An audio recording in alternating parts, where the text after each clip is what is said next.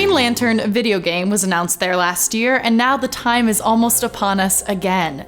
It has become a playing ground for movie stars and the nerd elite, and announcements and demonstrations always trickle back down to us, the common folk. This year, it's back in San Diego from July 21st through the 24th. We are, of course, talking about the San Diego Comic-Con. Why did it start? How did it start? Was Superman invented and then the comic gods were like, we should have a mega yearly event to celebrate this character? Well, kind of. It kind of happened that way, kind of. It started with this one guy, Shel Dorf. In the mid-60s, Dorf was a freelance artist and comic strip letterer. And he was like, we should celebrate awesome characters like Superman, but he lived in Detroit.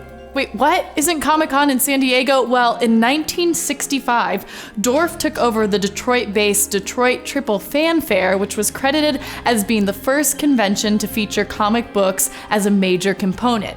This went on for around 5 years in Detroit, and the event moved to San Diego, California, and there you have it, Comic-Con. Dorf started in San Diego a one-day convention as a kind of dry run for the larger convention he hoped to stage. His first big attraction, Forrest J. Ackerman, who was like a sci-fi collector and magazine editor in Los Angeles. Yeah, it was a far cry from the cast of True Blood and Ryan Reynolds, but San Diego has been its home for over 40 years, and although Dorf just passed on a couple years ago, his legacy lives on every year when hundreds of thousands trek to San Diego to hear the latest in the comic world and the gaming world.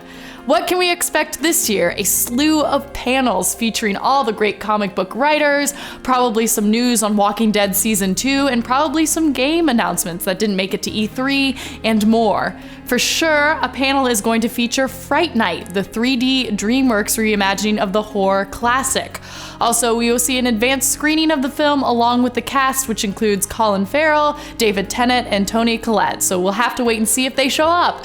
I can't wait for this year's San Diego Comic-Con International Convention, fueled by 40 years worth of amazing history. It's gonna be a good one.